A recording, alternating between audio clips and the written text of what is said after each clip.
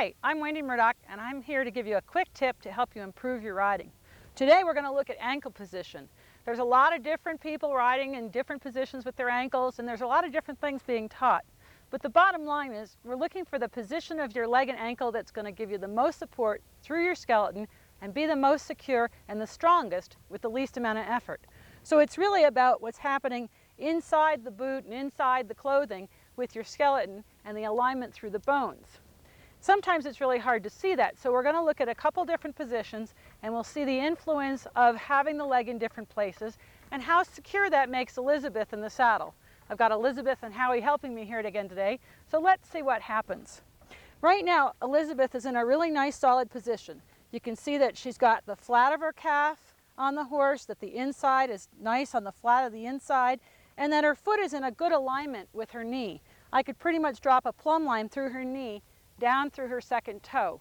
So this gives her a good solid alignment in her ankle and foot. Many people think that they want to drop the heel down and in and rotate the foot outward. This has turned the knee out and taken the thigh away from the horse. It's also put her on the back of the calf, which is going to give her less stability than it was if we have her on the flat of the calf. And then the other group of riders tends to roll to the outside edge of their foot, and you can see that when Elizabeth did that, her heel came up, her calf has come away from the horse, and it's going to cause her to knee pinch. We've lost that alignment of the knee over the second toe, and so in a sense with the skeleton, that's not going to be very secure. So again, we're going to go back to that neutral place, the place where she's got the inside of her calf on her horse, the line from the knee coming down over the second toe. Let your foot come a little more to the inside. There you go, Elizabeth. We did the other positions and it got a little stuck. So now we've got a little more security in the foot, and you can see how her weight is going to drop through her heels. We're going to test this position by pulling on our reins and see which position gives Elizabeth the most security and stability. All right, so let's test these three different ankle positions and see what happens to Elizabeth's stability and security in the saddle in each of the three places.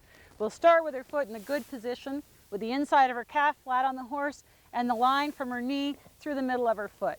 And when I pull, it's nice and solid feeling. I can feel her weight sinking down and her leg closing on the horse and being nice and secure.